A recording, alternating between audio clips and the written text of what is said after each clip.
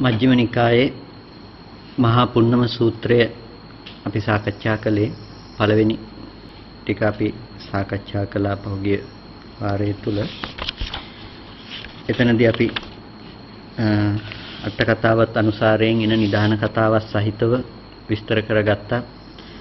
කුමන හේතුවක් නිසාද මේ නිදාන කතාව තුළ මේ පුන්නම සූත්‍රය ඇති වෙන්න හේතු වුණ හාමුදුරුවෝ 69ක් අර බුදුරජාණන් වහන්සේ ළඟට ගියපු කතා වස්තුව පිළිබඳව. එතනදී තරුණ වහන්සේ ප්‍රශ්නයක් විමසනවා. මේ සූත්‍රය මේනවා කියලා අපි මතක් කළා. සංයුත්ත නිකායේ තියෙනවා මහා පුන්නම සූත්‍රයක්. ඒ පුන්නම සූත්‍රයයි මජ්ක්‍ධිම නිකායේ එන මහා පුන්නම සූත්‍රයයි දෙකම එකම සූත්‍රයේ තමයි තැන් දෙකක සංග්‍රහ වෙලා තියෙන්නේ. මේ එකම කාරණා ටික එකම විදිහට සංග්‍රහ වෙලා තියෙනවා. එතකොට මේ පුළුවන් නම් කෙනෙක් සංයුත්ත නිකායේ අටුවාව අරගෙන බලන්න ඒකේ නිදාන කතාව කොහොමද කියලා, ඒ පුන්නම සූත්‍රය කොහොමද එන්නේ කියන එක. එතකොට මේ එතනදී බුදුරජාණන් වහන්සේගෙන් ප්‍රශ්න විමසීමක් කරනවා එක හාමුදුරු කෙනෙක්, භික්ෂුන් වහන්සේ නම. අට කතාවේ කියනවා ප්‍රශ්න විමසන භික්ෂුන් වහන්සේ රහතන් වහන්සේ නමක් කියලා. තමන් එක්කගෙන ගියපු බුද්ධ වේනෙය නැතිනම් බුදුරජාණන් වහන්සේ විසින් හික්මවිය යුතු 69ක් එක්කන් ගියා. ඒ 69ට අදහස් වුණ පරිදි තමයි මේ ශ්‍රීනාස්රව රහතන් වහන්සේ මේ ප්‍රශ්න විමසීම කරන්නේ. තමන් වහන්සේට දැනගන්න නෙමෙයි, තමන්ගේ ශිෂ්‍යයන්ට දැනගන්න අවශ්‍ය කාරණා ටිකයි විමසීමක් කරන්න කියලා. එතකොට මේ පංච උපාදානස්කන්ධය ගැන කරපු විමසීම අපි කතා කළා. ඉමේනුකෝ බන්තේ පංච උපාදානස්කන්ධා, ස්වාමීනි මේ ටිකද පංච උපාදානස්කන්ධය කියලා කියන්නේ කියලා. රූප උපාදානස්කන්ධ, මේ ටික පංච උපාදානස්කන්ධය. ඊට පස්සේ පංච උපාදානස්කන්ධයේ කිම් මූලකා, කුමක් මූලික කරගෙනද පංච උපාදානස්කන්ධය පවතින්නේ? පංච උපාදානස්කන්ධය ඡන්ද මූලික කරගෙන පවතිනවා, ඡන්දයේ කැමැත්ත මූලික කරගෙන පවතිනවා කියන එක අපි කතා කළා. ඊට පස්සේ තං ඒවනුකෝ බන්තේ උපාදානං තේ පංච උපාදානස්කන්ධා උදාහු අඤ්ඤත්‍ර පංච උපාදානස්කන්ධේහි උපාදානං. පංච උපාදානස්කන්ධයමද උපාදානේ නැතිනම් පංච උපාදානස්කන්ධයේ වෙන්ව වෙනමම උපාදානයේ පවතිනවද කියන එක කතා කළා.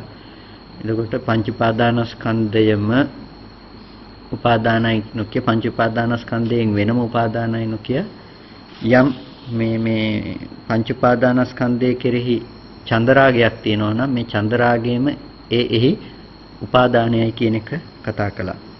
නකෝ බික්කු තං ඒව උපාදානං තේ පංච උපාදානස්කන්ධා, මේ ඒ පංච උපාදානස්කන්ධයම උපාදාන වෙන්නේ නෑ. අපි කතා කළා විපාක වශයෙන් මේ කය සවිඥානික කරන පැත්තකුත් තියෙනවා කියලා. එතකොට උපාදානය කියලා කියනවා නම් ඒ අවස්ථාවේදීත් උපාදානය පනවන්න වෙනවා. ඊට පස්සේ නාපි අඤ්ඤත්‍ර පංච උපාදානස්කන්ධේහි උපාදානං, පංච උපාදානස්කන්ධේ පහළ වෙලා පහළ වුණ පංච උපාදානස්කන්ධයට වෙනමම උපාදාන කරනවා නෙමෙයි කියන එකත් කිව්වා.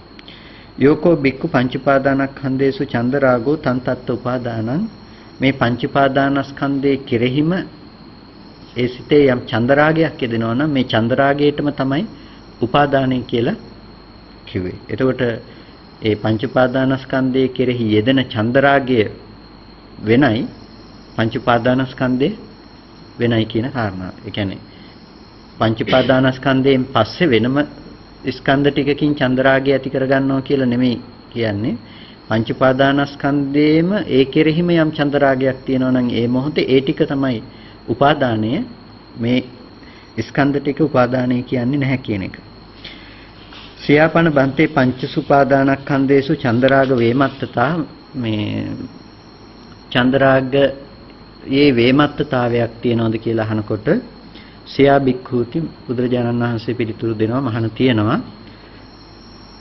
අනාගතෙන් තමයි බුදුරජාණන් වහන්සේක විමසන්නේ.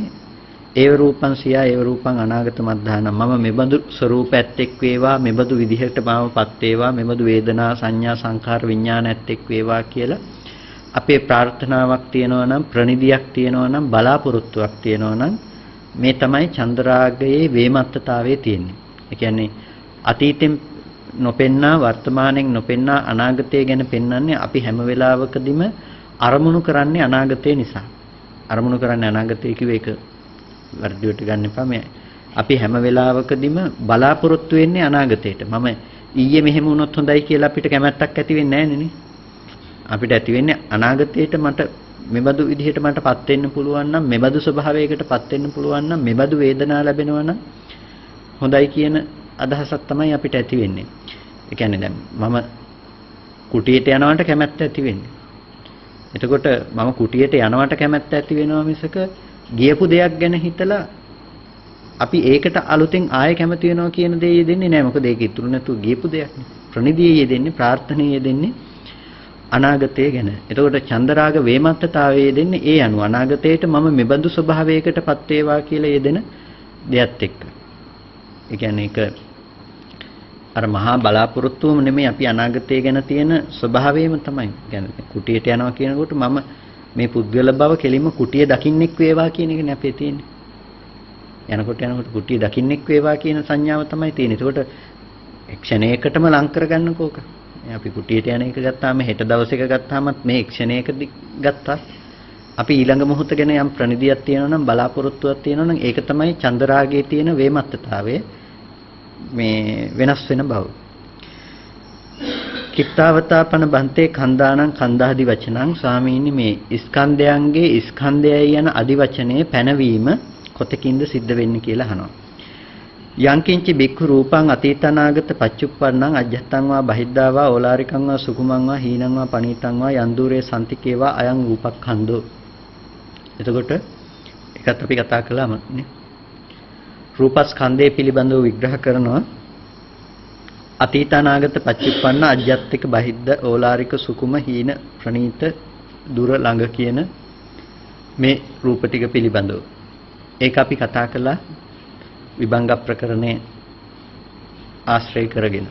ඒ කියන්නේ මේ ඒකෙන් මම මතක් කළේ අපහු අපිට රූප කාණ්ඩෙම හරිනම් මෙතනට බහලන්න වෙනවා. ඒ කියන්නේ සූත්‍රයක අර්ථය ගන්නකොට අපිට ඒ සූත්‍රයේ අර්ථය ගැනීමේදී දැන් මෙතන රූපස්කන්ධයයි ගැන කියන පැනවීම කළා රූපස්කන්ධය ගැන කතා කරනකොට දැන් මෙතන උපාදානස්කන්ධයෙන් මුලින් ඇහුවේ දැන් මෙතන කතා කරන්නේ පිරිසුදු ස්කන්ධ ටික ගැනනේ. ඒකට ස්කන්ධ ටික ගැන ස්කන්ධ ප්‍රඥප්තිය ගැන කතා කරනවා නම් අපිට දැන් රූපස්කන්ධේ නම් රූප කාණ්ඩේම කතා කරන්න පුළුවන්කම තියෙනවා රූපස්කන්ධේ ප්‍රඥප්තියට රූපස්කන්ධේ පැනවීමට. සුත්තන්ත භාජනීය කොටසදී තමයි හැම වෙලාවකදීම මේ අතීත අනාගත පච්චුප්පන්න මේ 11 වැදෑරුම් රූපේ පිළිබඳව කතා කරන්නේ. එතකොට අභිධම්ම භාජනීයට ගියාට පස්සේ ඒක විදේන රූප සංගහෝ දුවිදේන රූප සංගහෝ කියලා ඒ රූපේ ධර්මතාවයේ පිළිබඳව පැහැදිලි කරලා දෙනවා විග්‍රහ කරලා දෙනවා. එතකොට එතනදී අතීත රූප අනාගත රූප කතාවකින් තොරව සම්පූර්ණම අතිරූපං උපාදා සහ අතිරූපං නෝඋපාදා කියන මෙන්න මේ වගේ ප්‍රභේදයක් යටතේ නැත්නම් සබ්බානුපන්න හේතුව හේතුකම් වගේ ඒ වගේ ධර්මතාවයක් විදිහට පෙන්වන දෙයක්. කොටිම කියනවා අහුත්වා සම්භූතං හුත්වා නභවිස්සති පෙර නොතිබීම හටගෙන ඉතුරු නැතුව නිරුද්ධ වෙන ධර්මතාවයක් හැටියට එතනදී රූපය විග්‍රහ කරනවා. මෙතනදිත් රූපස්කන්ධය කියලා කියනකොට සමස්තයක් වූ ඒ කියන්නේ දැන් අතීත රූපය අපි විදර්ශනා කරනවා. අනාගත රූපේ දැන් තුන් කාලයේ විදර්ශනා කරනකොට අතීත රූපේ විදර්ශනා කරනකොට යම් අතීත රූපයක් තියෙනවා නම් අතීත රූපේද ස්වභාවය අර රූපස්කන්ධය පිළිබඳ කතා කළ ප්‍රඥප්තිය ඒ ධර්මතාවයේම මිසක වෙනත් දෙයක් නෙමෙයි. අතීත උන්වහන්සේලා එන කුටිය ගැන යම් දැක්මක් තියෙනවා නම් දැන් කුටිය අතීත රූපයක් විදිහටනේ කතා කරන්නේ. ඒකට ඒ කුටිය කියලා කතා කරන අතීත රූපය කියලා කතා කරන එක දැන් මේ වෙලාවේදී අපි අරමුණු කළා. අරමුණු කරන්නේ මේ වෙලාවේ තියෙන හිත. ඒක පසකින් තැබේවා. ඔබ වහන්සේලාට ඒ ගැන බලනවා නම් බලන්න වෙන්නේ අතීතයට ගිහිල්ලා ඒ වෙලාවේ ඇහැට පතිත වුණ අනාත්ම වර්ණ සටහනට කුටිය කියලා හදාගත්ත කමනේ බලන්න වෙන්නේ. එතකොට වර්ණ සටහන පතිත වුණ බව තමයි එතන තිබුණු යථාර්ථය. එතකොට ඒක තමයි රූපස්කන්ධයේ ස්වභාවය. හැබැයි දැන් ඒක අතීතය යන සංග්‍රහයට ගිහිල්ලා තියෙනවා. අනාගතයේදී හැදෙන දෙයක් පිළිබඳව මේ ගොඩනැගිල්ල අනාගතයට හැදෙනවා නම් හැදෙන ගොඩනැගිල්ල පිළිබඳව අපිට කතා කරන්න පුළුවන්කම තියෙනවා. එතකොට ඒකට කියනවා අනාගත රූපයක්. තාම ඉපදිලා නැහැ. හැබැයි ඒක දකින්නවා නම් අනාගත රූපයක් කියලා අපි හිතෙන් මවාගෙන මේ විදිහේ බිත්තියක් එන මේ විදිහේ ශාලාවකුයි මෙතන තියෙන්නේ කියලා අපි හදාගෙන දකින්නවා නම් යම් දෙයක් ඒකද ඒ මොහොතේ ඇහැ ඉපදුනහම වර්ණ සටහනක් පතිත වෙලාම අනාත්ම විදිහටම පැමිණෙන දෙයක් මිසක දානශාලාව වූ රූපයක් එතන හැදෙනවා විහාරයේ වූ රූපයක් හැදෙනවා නෙමෙයි. එතකොට රූපස්කන්ධයේ පැනවීම කරනවා නම් යම් තැනක ඔය ප්‍රඥප්තියෙන්ම කළ යුතුයි මිසක අතීතේ කුටිය තිබ්බයි යන ගණයෙන් කතා නොකළ යුතුයි. කුටිය යෙදෙනවා කියන තැනින් කතා කරනවා නම් ඒක සාසව උපාදානිය කියන මට්ටම. පැහැදිලිද කියන එක දැන් කන්ද සූත්‍රය ගන්නකො. කන්ද සූත්‍රයේදී පැහැදිලි කරනවානේ ස්කන්ධයත් පංච උපාදානස්කන්ධයත් ගැන බෙදනකොට ස්කන්ධය රූපස්කන්ධය මොකද්ද කියලා අහුවම මේ ටිකමනේ විස්තර කරන්නේ. එතකොට රූප උපාදානස්කන්ධය මොකද්ද කියලා අහුවත් මේ ටිකම විස්තර කරලා අන්තිමේටම කියනවානේ මේ සාස්ව උපාදානීය. ශාස්ත්‍රව වුණ උපාදානීය වුණ රූපේ. එතකොට මේ ශාස්ත්‍රව උපාදානීය වුණේ ස්කන්ධය කියන මට්ටමේ නෙමෙයිනේ කියේ. ස්කන්ධය හැම වෙලාවකදීම මේ ධර්මතාව ටික විතරයි. එතකොට සාසව උපාදානීය කියන එකෙන් යෙදෙන්නේ මනස පැත්තත් එක්ක යෙදෙන පැත්තක්. ආශ්‍රව සහිතව ආශ්‍රව වලින් අරමුණු කරන මට්ටම. උපාදානයෙන් අරමුණු කරන මට්ටම. එතකොට එතන කුටිය හදා ගන්න තැන. වර්ණ සටහන කියන දේ කුටියේ තිබුණේ නැහැ. ඒක ස්කන්ධය, රූපස්කන්ධය. ඒක දැන් අතීත වෙන්න පුළුවන්. හැබැයි ඒක රූපස්කන්ධය. හැබැයි සාසව උපාදානීය කියනකොට උපාදානස්කන්ධ ප්‍රඥප්තියක් ගැන කතා කරනවා නම් එයාට කතා කරන්න වෙන්නේ කුටියක් ගැන. ඇති දෙයක් ගැන. වර්ණ සටහනෙන් ඔබට කියපු ඒ කියන්නේ වර්ණ සටහන ඇති තැනක හදාගත්ත දෙයක් ගැන තමයි එයාට කතා කරන්න වෙන්නේ. ඒ දෙක පැහැදිලිද? ඒ කියන්නේ ස්කන්ධ සහ උපාදානස්කන්ධය යන දෙයක් කතා කරනවා නම් මේ දෙක එක තැනින් නෙමෙයි. දැන් අපිට හම්බෙන්නේ වචන ටික එකම වුණාට රූපස්කන්ධය ගැන කතා කරන මොහොතක් තියෙනවා නම් එතන කතා කරන්නේ හැම වෙලාවකදීම ධර්මතාවයක් විදිහටම. සත්වපුද්ගල ආත්ම භාවයන්ගෙන් තොර පිරිසුදු මට්ටමක් විදිහටම කතා කරන්න ස්කන්ධ යන ප්‍රඥප්තිය හැම වෙලාවකදීම. උපාදානස්කන්ධය ගැන කතා කරනවා නම් ඒක චන්දරාගයේ සහිත මනසකින්ම සාසව උපාදානීය වුණ මට්ටමකින්ම කතා කරන්න. එතකොට එතන යෙදෙන්නේ ඇති බවට ගත්ත දෙයක්මයි. තියෙනවා කියලා තියෙන බවට ගත්ත තැනකින්ම තමයි එතන හැම වෙලාවකදීම යෙදෙන්නේ. එතකොට ඒ අර්ථය තමයි මෙතන මේ කතා කරන්නේ. ඒකයි විභංග ප්‍රකරණේ රූප ස්කන්ධ විභංගයේ විස්තර කරනකොට එතනදිත් ওই කාරණාවම පැහැදිලි කරනවා. සුත්තන්ත භාජනීය කොටසදී මේ කියන විදිහට තමයි විග්‍රහ කරන්නේ. ආපහු අභිධම්ම භාජනීය කොටසට ගියපු ගමන්ම ධම්මසංගණීය රූපකාණ්ඩ විස්තර කරන සබ්බන් රූපන් හේතු අහේතුකම් කියන විස්තරයම තමයි එතනදිත් පැහැදිලි කිරීම සිද්ධ වෙන්නේ. එතකොට ඒ විදිහටම වේදනා සංඥා සංඛාර විඥාන කියන ස්කන්ධ පහටම ඒ ප්‍රඥප්තිය කරනවා. එතනදී අපි කතා කළා අතීත විගත රූපය ගැන කතා කළාට වේදනාව ගැන කතා කරනකොට වේදනාව ගැන ඒ පරයයන් දත යුතුයි කියලා. ඒ කියන්නේ කුසල වේදනාවට දැන් දුර ළඟ කතා කරනවා නම් කුසල වේදනාවේ දුර ළඟ බවක් නැහැනේ. මනසේ ඇති වෙන වේදනාවේ දුර ළඟ බවක් ඇත්තේ නැහැ. එතකොට කුසල අව්‍යාකෘත වේදනාව අකුසල වේදනාවට දුරයි. ඒ දෙක. එතකොට දූරේ රූපේ සහ දූරේ වේදනාව සහ මේ ළඟ වේදනාව ගැන කතා කරනකොට ඒ වේදනාවට ඒ වේදනාව දුර පැත්තෙන් කතා කරන්නේ. අකුසල වේදනාවට කුසල වේදනාව දුරයි. කුසල හේතු යෙදෙන තැන වේදනාව දුරයි. එතකොට ඒ පරයයන් ඕනේ වේදනාව බෙදාගෙන කතා කරන්න. සංඥාවත් එහෙමයි, සංඛාරයත් එහෙමයි, විඥානයත් ඒ විදිහමයි. ඒක පැහැදිලිනේ. කෝනකෝ බන්තේ හේතුකෝ පච්චයෝ රූපක්ඛන්දස්ස පඤ්ඤාපනාය කෝ හේතුකෝ පච්චයෝ වේදනක්ඛන්දස්ස පඤ්ඤාපනාය කෝ හේතුකෝ පච්චයෝ සංඥාක්ඛන්දස්ස පඤ්ඤාපනාය කෝ හේතුකෝ පච්චයෝ සංඛාරස්කන්ධස්ස පඤ්ඤාපනාය කෝ හේතුකෝ පච්චයෝ විඥානස්කන්ධස්ස පඤ්ඤාපනාය.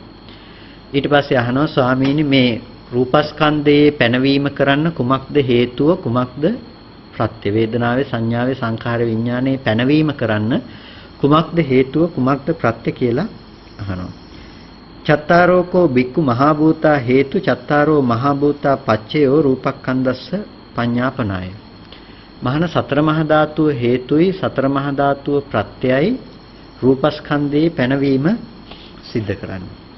සතර මහා ධාතු හේතුයි සතර මහා ධාතු ප්‍රත්‍යයයි කියනවා නම් හැම වෙලාවකදීම සතර මහා ධාතුව එකතු වුණ තැනක තමයි රූපස්කන්ධය කියන ප්‍රඥප්තියට යන්නේ, රූපස්කන්ධය කියන පැනවීමට යන්නේ.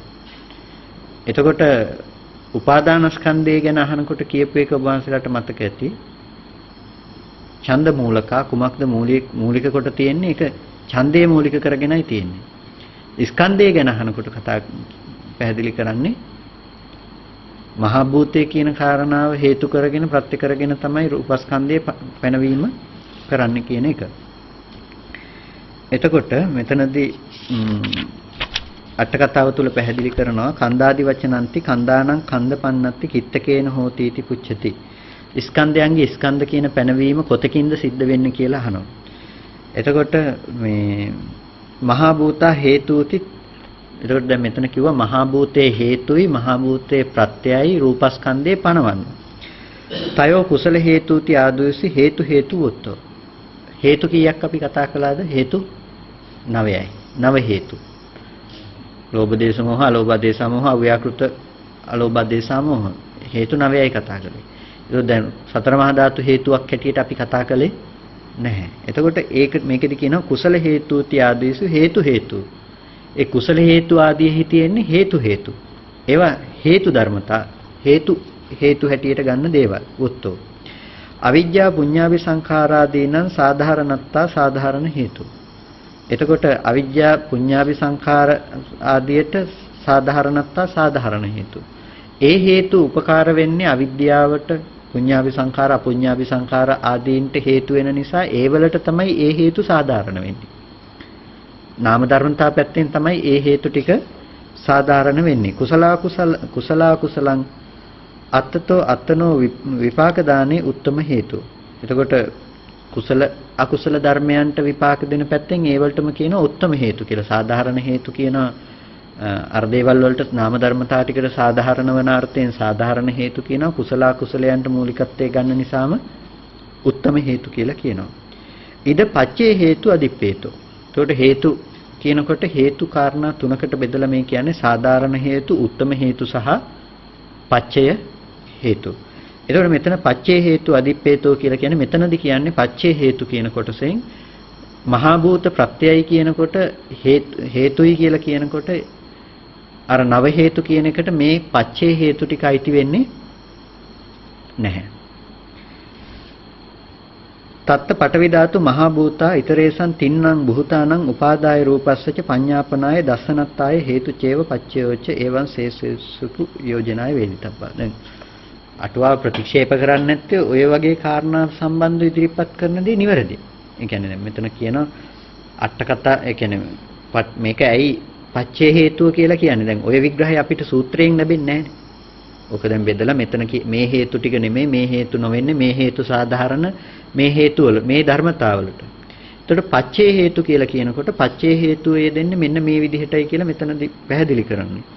පච්චේ හේතු කියන තැනදී පඨවි ධාතුව හේතුයි ආපෝ ධාතුවයි තේජෝ ධාතුවයි වායෝ ධාතුවටයි හේතු වෙලා තියෙනවා පඨවි ධාතුව. මහා භූත ඒක රාශි වෙන තැනක පඨවි අනිත් තුනට එකතු වෙනවා. ආපෝව පඨවියට තේජෝට වායෝවට මේ උපකාර කරනවා. තේජෝව පඨවි ආපෝ වායෝ කියන ධාතු තුනට උපකාර කරනවා. ප්‍රත්‍ය වෙනවා හේතු වෙනවා. ඇයි මේ ටික ඒක රාශි වෙලා තියෙන්නේ? මේ ධර්මතා ටික ඔක්කොගෙම උපකාරයෙන් මිසක වෙනත් දෙයක උපකාරයකින් නෙමෙයි. පිටි ටිකකට වතුර ටිකක් දාලා ගුලියක් කරාට පස්සේ මේ පිටි ටිකට වතුර ටික දාලා කරපු ගුලිය එකතු වෙලා තියෙන්නේ අඤ්ඤමඤ්ඤ පැවැත්මක් නිසා. වතුර ටිකත් ඒ පිටි ඒ කලාප ටික එකිනෙකට කරන අඤ්ඤමඤ්ඤ පැවැත්ම නිසා තමයි එකතු වීම කරන්නේ. ඔය එකක් එකතු වෙන්නේ නැත්තම් එහෙනම් පිටිගුලිය කියන එක අවිද්‍යමානයි. ඒක විද්‍යමාන වෙන්නේ නැහැ. ඒ වගේම තමයි මහා භූත කියන එක අපිට පේන්නේ අපි සතර මහා ධාතු කියලා කතා කරන්නේ මෙන්න මේ ගති ටික මේ ස්වභාව ටික එකතු වුණ තැනක මිසක මේ එකක්වත් මේකෙන් අයින් කිරීමේ හැකියාවක් ඇත්තේ නැහැ. එතකොට ධාතුව කියනකොට හැම වෙලාවකදීම ස්වභාව අර්ථයකින් දකින්න කියන්නේ ඒකයි. ඒ කියන්නේ මේකේ තියෙන මේ අවකාශයේ කොහේ හරි තියෙන ශක්ති විශේෂයක් ගිහිල්ලා පටවිය වුණු ශක්ති විශේෂයක් එකතු වෙනවා කියන තැනකින් නෙමෙයි මේ කතා කරන්නේ. එතකොට මේ උපාදාය රූපයටත් හේතු වෙන්නේ. කියන්නේ වර්ණ රූපය ගත්තොත් වර්ණ රූපයට හේතු වෙන්නේ මේ සතර මහා ධාතුව එකතු වුණ තැන. වර්ණ සටහනක් විද්‍යමාන වෙන්නේ, ගන්ධයක්, රසයක්, ස්පර්ශයක් විද්‍යමාන වෙන්නේ මේ සතර මහා ධාතුව එකතු වුණ තැනක්. ඒ අර්ථයෙන් අරගෙන තමයි පච්චේ හේතු කියලා කිව්වේ. මහ භූත හේතුයි කියන්නේ ඒක අපි කතා කළා රූපකාණ්ඩේ කතා කරනකොට මේ අසාධාරණ ඒ කියන්නේ මේ සාධාරණයි කියනකොට හැම වෙලාවකදීම හේතු එක පැත්තකට විතරක් සාධාරණව උපකාර කරනවා. නමුත් මෙතනදී හැම වෙලාවකදීම මහා භූතය කියන දේ වුණොන්ට උපකාර කරන අසාධාරණ එකකට විතරක් පැනවීමක් නැතුව. දැන් මහ පොළව උපකාර වෙනවා පොල් ගහටත් මේ වීර ගහකටත් හැදෙන්න එක සමානව උපකාර කරනවා. පොළවේ තිබුණේ නැහැ වීර ගහට දෙන්නේ වෙනත් ටිකක් මේකට දෙන්නේ වෙනත් ටිකක් කියන එක පොළවේ තිබුණේ නැහැ. ඒ නිසා ඒකට කියනවා අසාධාරණයි පොළව. අසාධාරණයි කියන එකෙන් මේ අපි සාධාරණ අසාධාරණකම නෙමෙයි. අසාධාරණයි කියන්නේ එතනදී එකකට විතරක් සාධාරණයක් නොකළ පොදුවේ පවත්තන එකට කියනවා අසාධාරණයි කියලා. අපි අසාධාරණ ප්‍රඥප්තිය යොදන්නේ මේ කෙනෙකුට අසාධාරණයක් වුණා කියන එකනේ. එතකොට අපි සාධාරණය ගැන කතා කරනකොට ඒකෙම තව කෙනෙක් අපි වෙන් කරලා අසාධාරණයකුත් තියෙනවා ඒකෙම. සාධාරණේ කතා කරනවා නම් කෙනෙකුට අපි සාධාරණේ ඉල්ලා සිටිනකොට තව කෙනෙකුට අසාධාරණයක් ඒකේ තියෙනවා. නමුත් මේක සමස්තය අසාධාරණයි. සාධාරණේ කතා කළොත් අසාධාරණේ අනිවාර්යයි. මේක සමස්තය අසාධාරණයි. එතකොට ආය සාධාරණයක් කතා කරන්න හේතු නෑ. එතකොට මහ පොළොව වගේ. ඒක කිසිමම ભેදයකින් තොරව ඒ පොල් ගහේ පොල් හැදෙන්නත් වීර ගහේ වීර හැදෙන්නත් දෙකටම සාධාරණ හේතු ටික යොදලා තිනවා පඨවි ආපෝ තේජෝ වායෝ කියන ටික. එතකොට ඒ අර්ථයෙන් දැනගන්න මේ හේතුව කියලා කියනකොට චත්තාරෝකෝ බික්කු මහා භූතා හේතු චත්තාරෝ මහා භූතා පච්චයෝ රූපක්ඛන්දස්ස පඤ්ඤාපනාය. පස්සෝ හේතු පස්සෝ පච්චයෝ වේදනක්ඛන්දස්ස පඤ්ඤාපනාය. ස්පර්ශයේ හේතුයි වේදනාස්කන්ධේ පනවන්න ස්පර්ශයේ හේතුයි සංඥාඛන්දස්ස පඤ්ඤාපනාය සංඥාව පනවන්න ස්පර්ශයේ හේතුයි සංඛාරස්කන්ධස්ස පඤ්ඤාපනාය. එතකොට මෙතනදී මේ කතා කරන තැන චත්තාරෝකෝ බික්කු මහා භූතා හේතු චත්තාරෝ මහා භූතා පච්චයෝ කියලා කියන තැනදී මේ කතා කරන්නේ ඔක අපේ ජීවිතයේ පැත්තෙන් ගන්නකොට ඇහැට රූපේ පතිත වෙන අවස්ථාවක ඇහැ හදන්න හේතු වෙලා තියෙන හේතුව පැත්ත ගත්තොත් සතර මහා ධාතුව නිසා හදාගත්තු උපාදාය රූපයක්. සතර මහා ධාතුව හේතු වෙලා සතර මහා ධාතුව ප්‍රත්‍ය වෙලා තමයි ඇහැ හැදිලා තියෙනවා කියන ගණයට යන්නේ. කබලින්කාර ආහාර ප්‍රත්‍යයෙන් හැදුණු ඇහැ සතර මහා ධාතුව තමයි නියෝජනය කරන්නේ. එතකොට ඒ ඇහැ හදාගන්න එකට හේතුුනේ සතර මහා ධාතුව. ඒකයි උපාදා රූප කොටසදී චක්කායතනෙ කියන එක අපි කතා කළේ. උපාදා රූපේදී කතා කළේ. මතකයිනේ? මතක නැද්ද රූපකාණ්ඩේ? අතිරූපං උපාදා අතිරූපං නෝඋපාදා කියලා රූපකාණ්ඩේ කතා කරනකොට මේ මාතෘකාවේදී උපාදා රූපේ විස්තර කරනකොට ඉස්සෙල්ලම විස්තර කරන්නේ මේ ආයතන ටික ගැන. ඒකට චක්කායතනය. ඊට පස්සේ රූපායතනය. ඔය දෙකම උපාදාය රූපයක්. උපාදාය කියලා කිව්වේයි සතර මහා ධාතු ඇසුරු කරගෙන පවත්නා නිසා ඒකට කිව්වා උපාදාය රූපේ කියලා. එතකොට මේ උපාදාය රූපේ හේතුනේ මොකකටද කොතෙන්ද මේ ඇහැ අපේ ජීවිතේ පැත්තෙන් ගත්තට පස්සේ මේ සතර මහා ධාතු උන රූපයක් එළියේ තියෙනවා කියන කාරණාවට නෙමෙයි මේ විග්‍රහය කරන්නේ. ඒ කියන්නේ රූපස්කන්ධයේ වූ රූපයක් එළියේ තියෙනවා කියන දේ කතා කරන්න නෙමෙයි මේ කියන්නේ. මේකේ මේ ලොකු අර්ථයක් අන්‍යෝන්‍යව ගන්න තියෙනවා. ඒක අර මේ සාමාන්‍යයෙන් කරුණු කාරණා විදිහට ගන්න එක නෙමෙයි මේ කතා කරන්නේ. මේක දර්ශනයක් විදිහට ජීවිතයට යෙදෙන පැත්තට ගත්තාම දැන් පළවෙනි ප්‍රශ්නේ බලන්න කෝණකෝ බන්තේ හේතු කෝ පච්චයෝ රූපක්ඛන්දස්ස පඤ්ඤාපනාය. රූපස්කන්ධයේ පැනවීමට කුමක්ද ප්‍රත්‍ය කුමක්ද හේතුව කියලා අහනවා. එතකොට කියනවා මේ මහා භූතේ තමයි චත්තාරෝකෝ බික්කු මහා භූතා හේතු චත්තාරෝ මහා භූතා පච්චයෝ රූපක්ඛන්දස්ස පඤ්ඤාපනාය. සතර මහා ධාතුව හේතුයි සතර මහා ධාතුව ප්‍රත්‍යයයි රූපස්කන්ධේ පැනවීම කරන්න කියලා. එතකොට ඒකෙන් කතා කරන්නේ එකක් විතරක් වෙන් කරලා ගන්න එපා. සතර මහා ධාතුන රූපයක් එළියේ තියෙනවා. එක දිගට පවතින මේ සතර මහා ධාතු ඌ රූපයක් එළියේ තියෙනවා කියන කතාව කියන්න නෙමෙයි මේ කියන්නේ. දැන් ගොඩක් වෙලාවට යන්නේ මේ ගලවන්න බැරි එකක් විතරක් ගලවගෙන රූපේ තියෙනවා කියන්නේ ගොඩක් දෙනෙක් උත්සාහවත් වෙන්නේ. රූපය හදාගත්ත තැන ස්කන්ධ අදි වචනේ පනවන්නේ කොතකින්ද කියනකොට ස්කන්ධ ටිකේ පැනවීම කරන්න හේතු ටික කියන තැනක අපිට සතර මහා ධාතු රූපේ විතරක් ගලවලා රූපේ එළියේ තියෙනවා කියන තැන කතා කරන්න බෑ මේකේ. මොකද අපි ඊටු ටිකක් කතා කරන්න ඕනේ. එතකොට ඒකෙදි කියනවා අනිත්‍ය ස්කන්ධ ටික පනවන්න තියෙන හේතු ටිකක්. අනිත්‍ය ස්කන්ධ ටික පනවන්න තියෙන හේතු ටික කියලා කිව්වේ පස්සෝ හේතු මේ වේදනාව සංඥාව සංඛාරය පනවන්න ස්පර්ශයේ හේතුයි. හැදුනා නම් රූපය හැදුනා නම් මේ අනාත්ම වර්ණ සටහන ඇහැට පතිත වෙනවා කියන එක අපි කතා කළා. එතකොට මේ ඇහැට පතිත වෙන තැන අපි කිව්වා පටිඝ සම්පස්සයක් කියලා. මේ රූපය ඇහැට ගැටෙන මොහොතේ පටිඝ සම්පස්සයක්. එතකොට ස්පර්ශ ප්‍රත්‍යයෙන් වේදනා සංඥා සංඛාරය කියලා කියනකොට එතන තියෙන්නේ පටිඝ සම්පස්සය. ගැටෙනවා. වර්ණ සටහන ඇහැට පතිත වෙනවා, ගැටෙනවා, තදට ගැටෙනවා. ගැටෙන නිසා තමයි ඒක පටිඝ සම්පස්සයක් කියලා කියන්නේ. ඒකට මේ පටිඝ සම්පස්සේ හේතුයි වේදනාව ඇති උනේ පටිඝ සම්පස්සේ නිසා. සංඥාව ඇති උනේ වේදනාව නිසා නේ පටිඝ සම්පස්සේ නිසා. සංඛාරය ඇති උනේ පටිඝ සම්පස්සේ නිසා. ඊට පස්සේ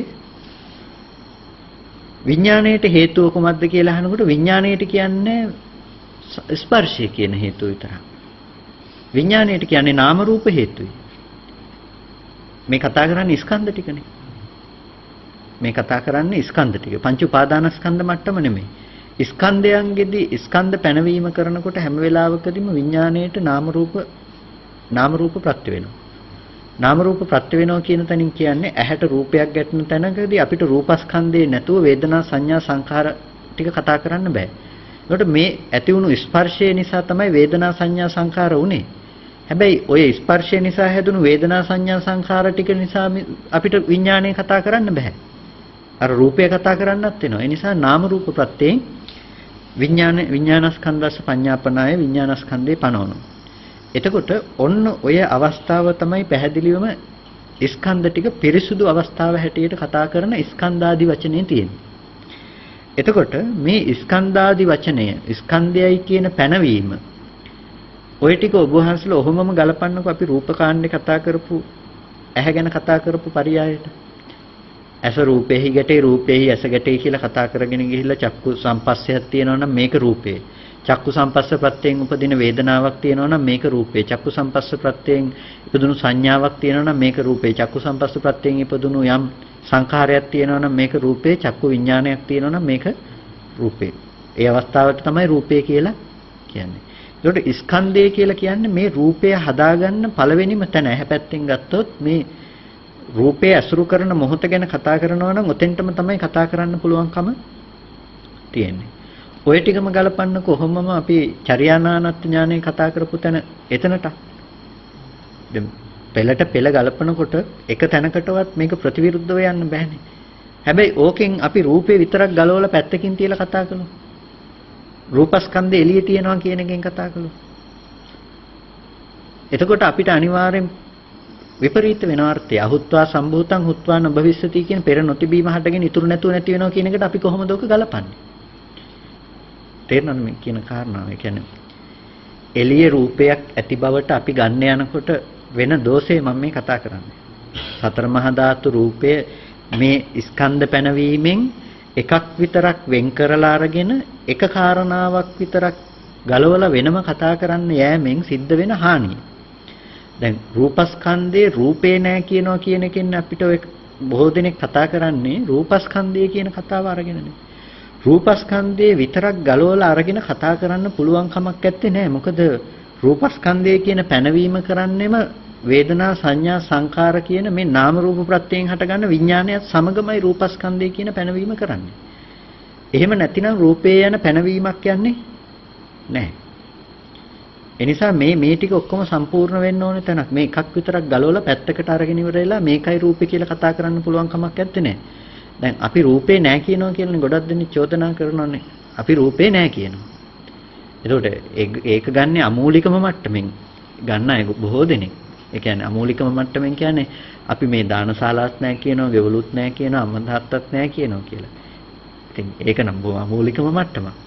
ඊටත් වඩා මෙහෙයි මේ අපි නැහැ කියන්නේ. ඒ කියන්නේ සතර මහා ධාතුව යන ප්‍රඥප්තියක් කරනවා නම් සතර මහා ධාතුව නැහැ. සතර මහා ධාතුව කියන තැනද නාම රූප ප්‍රත්‍යයෙන් හටගන්න විඥානය කියන තැනින්ම විඤ්ඤාය වෙන ධර්මතාවයක් මිසක වෙනමම සතර මහා ධාතුව විතරක් අපිට දැනගන්න පුළුවන් කමක් තිබුණේ නැහැනේ. අපි කිසිම ආයතනයකට නොගැටෙන ওই රූපේ දකින්න එහෙනම් හත්වෙනි ආයතනයක් තියෙන්න වෙනවා. දැන් අපි රූපේ ගැන දකින්නේ යම් ආයතනයකට ගෝචර වෙච්ච දෙයක් නේ. එතකොට මේ ස්කන්ධය යන ස්කන්ධ ප්‍රඥප්තිය කරන්නේ නාමේ නැතුව නෙමෙයිනේ. නාම ධර්මතා ටික නැත්තම් යම් මොහොතක අපි කොහොමද රූපස්කන්ධය ගැන කතා කරන්නේ? නාම ධර්මතා ටික නැත්තම් අපිට කොයි වෙලාවකවත් රූපස්කන්ධය ගැන පැනවීමක් ප්‍රඥප්තියක් කරන්න පුළුවන් කමක් නැත්තේ නෑ කිසිම විදිහකින්. පඨවි ධාතුව, ආපෝ ධාතුව, තේජෝ ධාතුව, වායෝ ධාතුව තියෙනවා කියලා මේ ප්‍රඥප්තිය කිසිම කලක කළ හැකි දෙයක් නෙමෙයි. මොකද ඒක කරනවා නම් ඒක වරදක් ඇත්තට. මොකද ආයතනයත් එක්කම පවතින මේ ස්කන්ධ ප්‍රඥප්තිය කරන්නේ මෙතනින්. ඒ නිසා කතා කරන්නේ මේ කාරණාව තුළ. මේ අපිට ධම්මායතන පරියාපන්න වුණ රූප තියෙන්න පුළුවන්. හැබැයි එතකොට ධම්මායතනෙන් නියෝජනය කරලා තියෙන ධම්මායතන පරියාපන්න වුණ රූපේ. මේ අර්ථයෙන් එතකොට මනෝපටිච්ච ධම්මේච කියන තැනින් යෙදිලා තියෙයි. ඒ හැරෙනකොට අපිට අනුප්පන්න රූපයක් විඤ්ඤාය වෙනවද කවදාවත්? අනුප්පන්න රූප කවදාවත් විඤ්ඤාය වෙන්නේ නැහැ. එතකොට අනුප්පන්න රූප විඤ්ඤාය වෙන්නේ නැහැ කියන එකේ ලොකු අර්ථයක් කියනවා. දැන් රූප කාණ්ඩේ කතා කරනකොට අපි වචනයක් කතා කරලා උප්පන්නන් කියලා. ඉපදුණු දෙයක් රූපේ. ඉපදුනා කියන එක කියන්නේ මේ ආයතන හටගත්තට පස්සේ මේ ගැටිලා මේ කාරණා ටික සම්පූර්ණ වුණාට පස්සේ තියෙන දෙයක් මිසක ඒ ටික නැතුව ඇති වෙන ධර්මතාවයක් නෙමෙයි. දැන් අපිට තියෙන කෙලෙසෙම අපේ පිටිපස්ස තියෙන එකනේ. අපිට තියෙන කෙලෙසෙම අපි ලෝකේ වටේට අපි නොදකින දේ තියෙනවා කියන එක. ඉතින් අවබෝධ කරගෙනත් අන්තිමේටම යන්න තියෙන තැනටම න ะ. උතන තමයි ওই ප්‍රතිපදාව ගොඩක් වෙලාවට වරද්ද ගන්න මේ දුක පිරිසිඳ දකින්නවා කියන තැනයි සමුදය ප්‍රහාණය කරනවා කියන තැනයි ඇත්තටම ගත්තොත් ප්‍රශ්නේ තියෙන්නේ උතන. ඒ නිසා ගොඩ දෙනෙක් උත්සාහවත් වෙනවා මේ පංච උපාදානස්කන්ධය තියෙනකොට තණ්හාව නැතුව ඉන්න. ඒක තමයි ප්‍රතිපදාව පනවන්නේ. ඒක මෙතනින් පුංචි දශම වෙනස් වෙනකොට එහා පැත්තෙන් මුළු කරන ප්‍රතිපදාවම වෙනස් වෙලා තියෙන එකයි. ඇයි මේ ලෝකේ තියෙනවා හැබැයි ලෝකේ තියෙනකොට මම තණ්හාව නැතුව ඉන්නවා. ඒ ප්‍රතිපදාව තමයි ওই විදිහට ගියාම පනවන්න වෙන්නේ. හැබැයි බුදුරජාණන් වහන්සේ පනවන තැනදී ස්කන්ධේ පංච උපාදානස්කන්ධේ බවට පත් වෙලා නම් ඒකම තමයි එහි චන්දරාගය ඇති වෙලා තියෙන්නේ ඒකම. එමෙහි චන්දරාගය තියෙනවා නම් ඒකම එහි උපාදානය. එතකොට අපිට උපාදානය කියන මට්ටම යෙදුවේ පංච උපාදානස්කන්ධේ තියාගෙන වෙනමම උපාදාන නැතුව ඉන්න චන්දරාගය නැතුව ඉන්නවා කියන තැනකින් නෙමෙයි. දැන් අර්ථය ගලපන්නකො දැන් පංච උපාදානස්කන්ධය ගැන කියනකොට යම් පංච උපාදානස්කන්ධයක් තියෙනවා නම් එහි චන්දරාගයේම එහි උපාදානය කියනකොට අපිට ওই චන්දරාගය කියන කොටස විතරක් ගලවලා පැත්තකින් තියනවා නම් අපි මේ සූත්‍රයේ එහෙනම් කියන්නේ නැද්ද පංච උපාදානස්කන්ධයේ චන්දරාගයේ වෙනම එකක් පංච උපාදානස්කන්ධේ වෙනම එකක් කියලා? හාමුදුරු ප්‍රශ්න අහනෝනේ පංච උපාදානස්කන්ධයේ එකක් චන්දරාගයේ තවත් එකක්ද කියලා අහනකොට ඒක ප්‍රතික්ෂේප කරලා බුදුරජාණන් වහන්සේ කියනවා නෑ. යම් පංච උපාදානස්කන්ධයක් තියෙනවා නම් පංච උපාදානස්කන්ධය කෙරෙහි තියෙන චන්දරාගයමයි උපාදානය කියනවා. එතකොට දැන් මේ පංච උපාදානස්කන්ධය කෙරෙහි තියෙන චන්දරාගෙම නම් ඒහි උපාදානය වෙන්නේ. අපිට ওই චන්දරාගයේ විතරක් පැත්තකින් තියලා උපාදානෙ වෙනම තියාගන්න පුළුවන් නම් එහෙනම් අපි කියන්නේ කෙලින්ම චන්දරාගයයි උපාදානයයි වෙන් වෙන්ව තිබ්බ දෙකක් කියලානේ. ඇයි එකක් නැති කරලා එකක් තියන්න පුළුවන්කම තියෙන්නේ? ගහේ මුල අයින් කරලා උඩ කොටස තියන්න හදනවා වගේ දෙයක් නේ. ඔය කතා කරන්නේ චන්දරාගය විතරක් අයින් කරලා මේ ටික විතරක් ඉතුරු කරලා තියනවා කියන තැනක්. ඒක කරන්න පුළුවන් කමක් නැහැ. ඒකයි සමුදය සත්‍ය විතරක් ප්‍රහාණයට නොකිය දුක්ඛ සත්‍ය පරිඤ්ඤයයි කිව්වේ ඒකයි. පිරිසිදු දකින්න ඕන දෙයක්. සම්පූර්ණ ප්‍රතිපදාම කෙනෙකුගේ වෙනස් වෙනවා ඒ කාරණාවෙන් ඊට පස්සේ තණ්හාව නැති කරන ඕනම පිළිවෙලක් නිවන පැත්තෙන් අරගෙන යනවා. ඊට පස්සේ තමයි සම්පූර්ණම ගොඩනගන්නේ අර සත්ත්ව විසුද්ධිය පිළිවෙලට අපි වඩාගෙන යන්න ඕන කියන තැන. සමතේ වඩලා කෙලෙස් දුරු කරන්න තියෙන මේ විදිහට මේ ප්‍රතිපදාවෙන් තමයි කියන එක යන්නේ ওই ක්‍රමයට ගිහිල්ලා තමයි යන්න තියෙන්නේ. එතකොට මේ කාරණාව තුල පැහැදිලි කරන්නේ මේ සතර මහා ධාතු හේතුයි සතර මහා ධාතු ප්‍රත්‍යයයි කියන එක පැනවීම කරන්න මේ රූපස්කන්ධේ පැනවීම කරන්න. එතකොට ස්පර්ශය හේතුයි වේදනා සංඥා සංඛාර කියන දේ පැනවීම කරන්න විඥානයයි පැනවීම කරන්න නාම රූප හේතුයි. මේ කතා කළේ පිරිසුදු පැහැදිලි ස්කන්ධ ටිකේ පැවැත්ම කියන කාරණාව. ඕකෙදි තවදුරටත් වැඩි විස්තරයක් කරනවා. පස්සෝති පුට්ටෝ භික්ඛවේ වේදේති පුට්ටෝ සංජානාති පුට්ටෝ චේතේති වචනතෝ.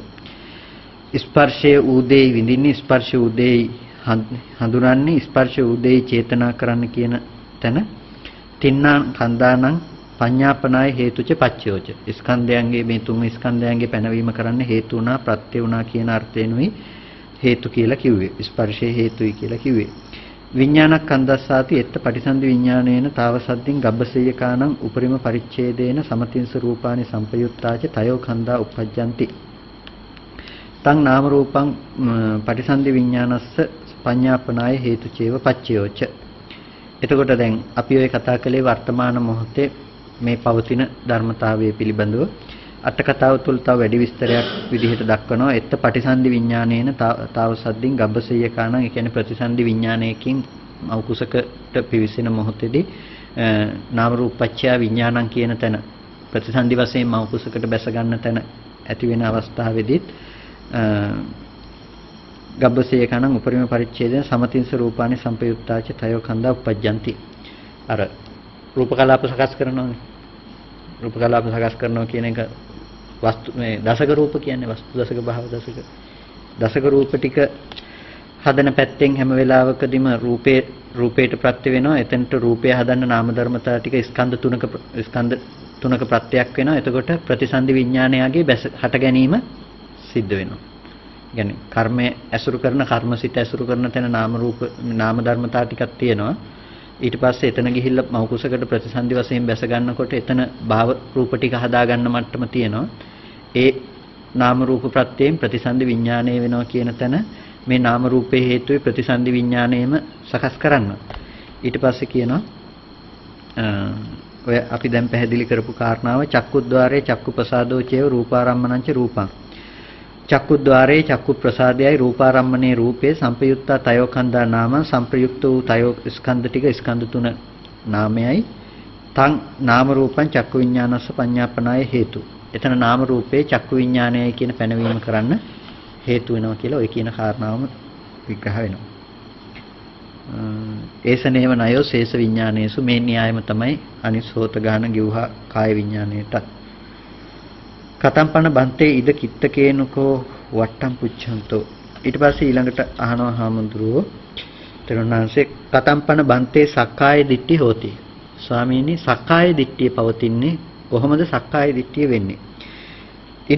ඉද බික්කු අසුතවා පුතුජ්ජනෝ මහන් මෙහිදී අසෘතවා පුතජ්ජනය ආර්යයන් නොදකින බව නිසා ආර්ය ධර්මයේහි නොහික්මුණු නිසා ආර්ය ධර්මයේ අවිනීතෝ දක්ෂ නොවන නිසා නොහික්මුණු නිසා සත්පුරුෂයන් නොදැක්ක නිසා දක්ෂ නොවුණු නිසා විනීත හික්මුණු නොවුණු නිසා රූපං අත්තතෝ සමනුපස්සති රූපවන්තං වා අත්තානං සමනුපස්සති අත්තනිවා රූපස්මින් අත්තානං වේදනං අත්තතෝ සමනුපස්සති කියලා දැන් මේ විදිහට පෙන්වනවා. ඒ කියන්නේ දැන් සක්කාය දිට්ඨිය කියන මට්ටම. සක්කාය දිට්ඨිය හැම වෙලාවකදීම රූපං අත්තතෝ සමනුපස්සති පළවෙනි එක. රූපය ආත්මය හැටියට දකිනවා. මේ තියෙන රූපෙම තමයි ඉන්න කෙනා මේ ඉන්න ආත්මෙම රූපයයි මේ රූපේ ලොකු වෙනවා මේ ආත්මය වැඩිනවා මේ ආත්මය පවතින ආත්මයක් තියෙනවා කියලා මේ රූපෙම ආත්මවත් කොට දකින දර්ශනය. ඊට පස්සේ රූපවන්තං වා අත්තාන රූපවත් වූ ආත්මයක් මේ රූපේ ආත්මයයි කියලා හිතනවා මේ ආත්මය තමයි මේ රූපේ විදිහට පෙනී සිටින්නේ. ඊට පස්සේ මේ ආත්මෙම මේ රූපය අතහැරලා වෙන තැනක රූපයක් විදිහටම පෙනී සිටිනවා. යකෙක් ආවේශ වෙනවා වගේ දෙයක්. එතනින් අදහස් කරන්නේ. ඒ කියන්නේ ඒ අකාම මේ රූපේ විදිහට දැන් පෙනී සිටින. ඊට පස්සේ වෙන තැනක තව කෙනෙකුට ආවේශ වෙනවා වගේ වෙනත් දෙයකට වෙනත් රූපයකට බැසගෙන එතන කෙනෙක් වගේ පෙනී සිටින. එතකොට යන ආත්මයක් තියෙනවා. ඒ ආත්මයම තමයි රූපවත් වෙලා මේ අපිට පේන්නේ. ඊට පස්සේ අත්තනිවා රූපං. ආත්මයේ කෙරෙහි රූපේ තියෙනවා. ආත්මයක් තියෙනවා, පවතින තැනක තියෙනවා ආත්මයක්. ආත්මයේ කෙරෙහි රූපය පිහිටා සිටිනවා. අත්තනිවා රූපං. රූපස්මින් වා අත්තාන. මේ රූපේ තියෙනවා, රූපේ කෙරෙහි තමයි ආත්මය පිහිටලා තින්නේ. ආත්මය කෙරෙහි රූපේ පිහිටිය, රූපේ කෙරෙහි ආත්මය පිහිටියා. ඔන්න ඔයකට කියනවා ඔය හතරට සක්කාය දිට්ඨිය කියලා. දැන් ඔය සක්කාය දිට්ඨියේ පදනම් වෙන මූලිකම හේතුව මොකද්ද? ආත්මය කියන දිට්ඨිය. ආත්ම දිට්ඨිය තමයි පදනම් වෙන එකම දේ. එතකොට ආත්මයයි කියන දෙයි නිට්ටයයි කියන දෙයි තමයි සක්කාය දිට්ඨිය පනවන්න. සක්කාය දිට්ඨිය ඇති වෙන්න හේතුව ආත්මය සහ ආත්ම සංඥාව සහ නිට්ටය සංඥාව. විපල්ලාස වලින් ගත්තොත් ආත්මයි කියන අනාත්ම දේ ආත්මයි විපල්ලාසය, අනිත්‍ය දේ නිට්ටයයි කියන විපල්ලාසය. මේ විපල්ලාසය මේ දෙක තමයි සක්කාය දිට්ඨිය කියලා කියන්නේ. මේ එක දිගට පුංචි කාලේ ඉඳලා ඉන්න මම තමයි මේ ඉන්නේ කියලා අපිට හිතෙනවනේ. වාසිරට දැන් රූපේ මම කියලා හිතෙන ගතිය තියෙනවනේ. මෙතනින් කියන්නේ අස්මිමානය නෙමෙයි. අස්මිමානයේ සක්කාය දිට්ඨියේ පැහැදිලි වෙනසක් තියෙනවා. අස්මිමානය කියන එක බොහොම සියුම්. අද අස්මිමානයේ ප්‍රකට නොවෙන්නේ සක්කාය දිට්ඨිය නිසා.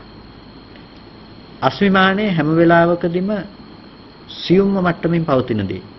සියුම්ම මට්ටමින් පවතින දේ කියලා කියන්නේ අර මම කියන්නේ වාසිර දැන් හෙට මෙතෙන්ට ආවොත් මේ මේසේ හෙටත් දකින්න පුළුවන්කම තියෙනවා. වහන්සේලා කියයි ඊයේ තිබුණු විදිහටම මේසේ තියෙනවා කියලා. ඒකෙන් ඔබ වහන්සේලා කියනෝනේ ඊයේ ඉඳලා මම ඉන්නවා කියන එකේ මම මාව නියෝජනය කරන බව තියෙනවනේ. ඒ කියන්නේ මාව නියෝජනය කරන ගතිය අපිට ප්‍රකට නැහැනේ. අපිට ප්‍රකට මම කියලා දකින මේ රූපයේ පැත්තනේ අද ප්‍රකට වෙලා තියෙන්නේ.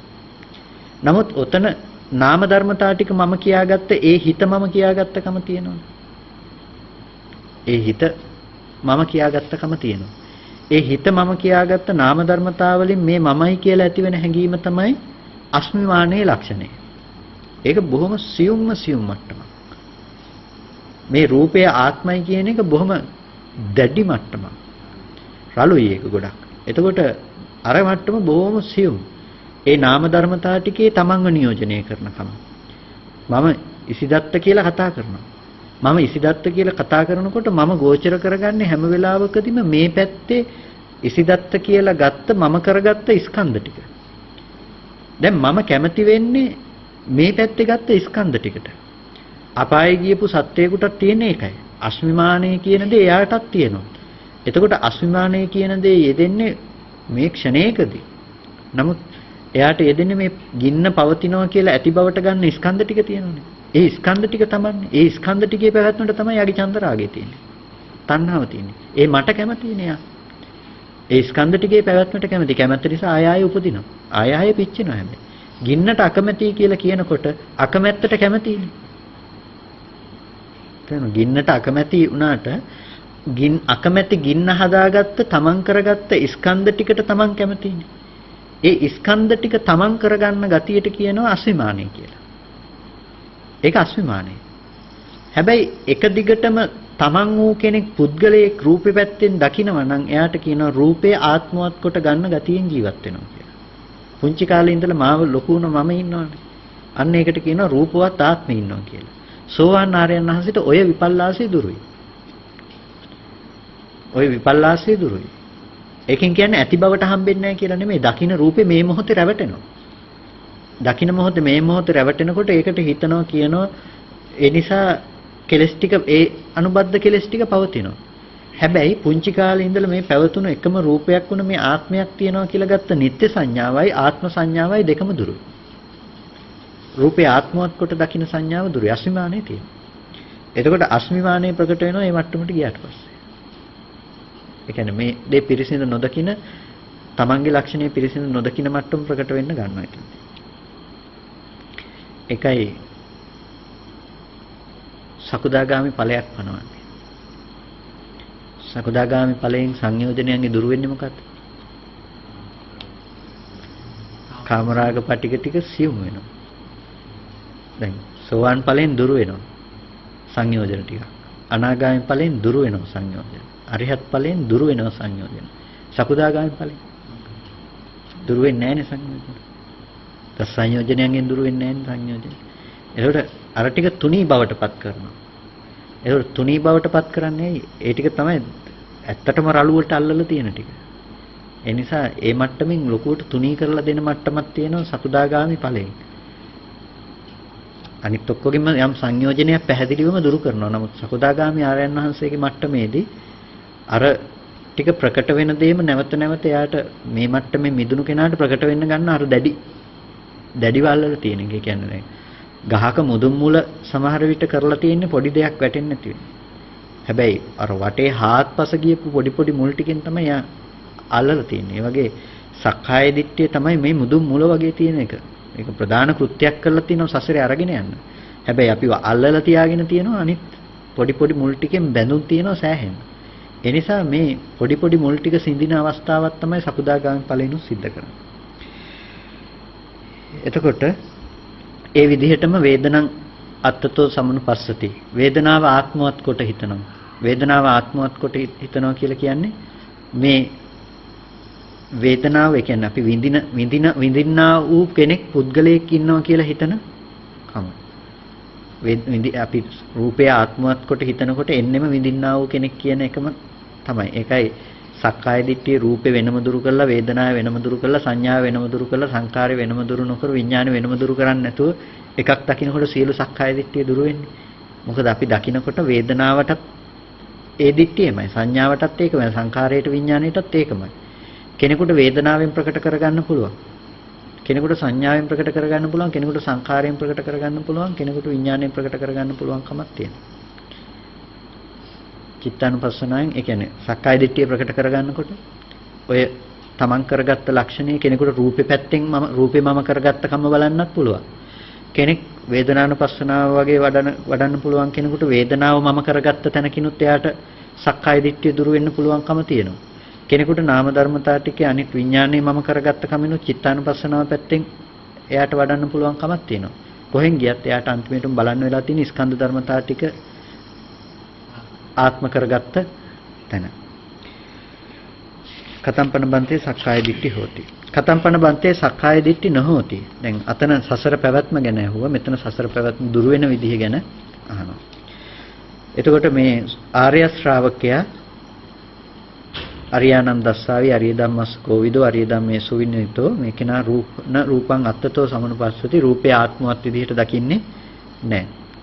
රූපවත් ආත්මය දකින්නේ නැහැ කියලා අර ටික අනිත් පැත්තට පෙන්නනවා. ওই ටික තමයි 20 ආකාර සක්කාය දිට්ඨිය කියලා කියන්නේ. 4 20 ආකාර සක්කාය දිට්ඨිය දෙන්නේ ওই විදිහට. ඒකට 20 ආකාර සක්කාය දිට්ඨිය නොවෙනවා රූපය ආත්මවත් කොට දකින්නේ නැත්තම්. දැන් මෙතන ಉದ್ದೇಶය මේ තියෙනවා රූපය ආත්මවත් කොට දකින්න නොදක ඉන්නේ කොහොමද කියන එක අපි ප්‍රතිපදාව විදිහට අපි ගන්න ඕනේ ටිකක්. එතකොට සතර සතිපට්ඨානයයි අපිට ඒ සතර සතිපට්ඨාන සූත්‍රයේම උතන බහැලිය යුතුයි ආත්ම සංඥාව දුරු කරගන්න ප්‍රතිපදාවට. ඒ කියන්නේ මේ කියන්නේ කාරණාවක් ගලප ගන්න විදිහ සූත්‍රයක අර්ථයක් මතු කරගන්නකොට දැන් අපි කතා කරන්නේ ස්කන්ධ ටික පනවනවා නම් අතනින් අර විස්තරය බහැලිය යුතුයි පිරිසුදු ස්කන්ධ ටික ගැන විග්‍රහ කරන දේ. දැන් මෙතනින් කියනවා නම් සක්කාය දිට්ඨිය දුරු වෙන තැන මේ කියන්නේ මේ සෝවාන් මාර්ගයේ පනවන්නේ හේතු වෙන ධර්මතා ටික. මුළු සතර සතිපට්ඨානයම මෙතන සංග්‍රහ කළ යුතුයි දැන්. මෙන්න මේකයි ආත්ම දිට්ඨිය පවතින්නේ නැති වෙන්නේ හේතුව. ඉන්න තැන ඉඳලා යාට පෙන්වන්න පුළුවන්. මේ දැන් ඉන්න රූපේ තියනවා කියලා හිතාගෙන ඉන්න තැන ඉඳලම සරල තැන ඉඳලම එයාට පනවන සතිපට්ඨානය කියන දේ. කෝණකෝ බන්තේ රූපේ අස්සාදෝ කෝ ආදීනෝ. ඊට පස්සේ රූපේ ආස්වාදයයි රූපේ ආදීනවයයි රූපේ නිස්සරණයයි අහනවා. දැන් ඔච්චරයි නිවන කියලා ප්‍රතිපදාව කියලා කියන්නේ ආස්වාදයේ ආදීනවේ නිස්සරණයේ විතරක් ප්‍රතිපදාව කියනොත් දැන් ඔතන විස්තර කරපු අනිත් ටික නැද්ද එතකොට සාසනේ. එතකොට මෙතන පොඩි ප්‍රශ්නයක් තියෙනවා හැබැයි අටුවාව විස්තර කරන තැන වහරක කියන කතාව අටුවාව කියන එකයි ප්‍රශ්නේ. ඒ කියන්නේ දැන් වහරක ඇත්තෝ කියනවානේ මේ බුද්ධඝෝස හඳුනට බැන්නත් ඉතින් මෙතන තියෙන එකක්. අයං රූපේ අස්සාදෝති ඉමිනා පරිඤ්ඤා වේදිතබ්බෝ චේව දුක්ඛ සත්‍යස්ස කතිතං. මෙතන මේ රූපයේ ආස්වාදයේ කියලා කියපු තැන මේකෙන් පරිඤ්ඤා පටිවේදෝ මෙතන පිරිසිඳ දැක්ක යුතුයි දුක්ඛ සත්‍යංච කතිතං දුක්ඛ සත්‍ය කියන කාරණාව කියන ලදී. අයං රූපේ ආදීනවෝති මෙතන රූපේ ආදීනවයයි කියලා කියන තැන පහාන පටිවේදෝ පහාන ප්‍රතිවේදයේ සමුදය සත්‍ය කියන තැනින් කියනවා. ඉදන් රූපං නිස්සරණන්ති ඉමිනා සච්චි කිරියා පටිවේදෝ චේව නිරෝධ සත්‍යම්. මෙතන නිස්සරණේ කිව්වේ නිරෝධය කියන එකට. ඉමේසු තීසුතානේසු සම්මාදිට්ඨිය ආදයෝ ධම්මා අයම් භාවනා පටිවේදෝ මේ තුන් තැනම තියෙන සම්මාදිට්ඨිය ආදී ධර්මතාවය ඒකට කියනවා භාවනා පටිවේදෝ මග්ග සත්‍යම් භාවනා ප්‍රතිවේදේ මාර්ග සත්‍යයි කියලා කියනවා. එතකොට ඕක අට කතා මතය. නෙත්තිප්පකරණේ මතය ගත්තට පස්සේ ඕකට වෙනස් මතයක් තමයි නෙත්තිප්පකරණේ දක්වන්නේ. නෙත්තිප්පකරණේ කියනවා සායන් ධම්ම දේශනා කින්දේසේති. මෙතන මොකද්ද මේ කාරණාවෙදිනේ මේ කාරණාව විග්‍රහ කරන්නේ ආස්වාදාදීනෝ නිස්සරණ ගැන කියනකොට චත්තාරි සත්‍යානි දුක්ඛං සමුදයං නිරෝධං මග්ගං. චතුරාර්ය සත්‍යයක් තියෙනවා දුක්ඛ නිරෝධ මේ දුක්ඛ සමුදය නිරෝධ මාර්ගය කියලා. ආදීනවච පලංච දුක්ඛං. ආදීනවේ කියන එක දුකට අයිති දෙයක්. ආදීනවේ කියන එක දුක. දැන් මෙතන ආදීනවේ කියන එක කිව්වේ සමුදය කියලා. ඊට පස්සේ නිරෝධං මග්ගං. නිරෝධය කියන කාරණේ මාර්ගය මේ ආදීනවච පලං දුක්ඛං අස්සාදෝ සමුදයෝ. ආස්වාදය කියන එක සමුදය නිස්සරණ නිරෝධෝ. නිස්සරණේ කියන එක නිරෝධය උපායෝච ආනත්තිච මග්ගෝ ඊමානි චත්තාරි සත්‍යානි. උපාය ආනත්ති කියලා කියන්නේ මේ අර සම්මාදිට්ඨිය ආදී පනෝපු උපායන් තියෙනවා නම් පැනවීමක් තියෙනවා නම් ප්‍රතිපදාව මේක තමයි මාර්ගය කියලා. එතකොට දැන් පැහැදිලිව මෙතන පරස්පරතාවයක් තියෙනවා. මේ රූපේ ආදීනවයයි කියනකොට මේ රූපේ ඉමිනා පටිවේදෝ චේව සමුදය සත්‍යංච. එතකොට මේ රූපේ ආදීනවයයි කියන තැන සමුදය සත්‍යය කියලා. එතකොට ආදීනවච පලංච දුක්ඛං කියලා මේ විග්‍රහ කරනවා නෙත්තිප්පකරණය කියන්නේ ආස්වාදාදීනව නිස්සරණ පිළිබඳ විග්‍රහ කරන තැන නෙත්තිප්පකරණයේදී කියනවා ආදීනවය කියන එක දුක්ඛ සත්‍යයට අයිති දෙයක් කියලා. හැබැයි මෙතන කියනවා අයන් රූපේ ආදීනවයති ඉමිනා පහාන පටිවේදෝ චේව සමුදය සත්‍යං කියලා මෙතන සමුදය සත්‍යයි කියලා.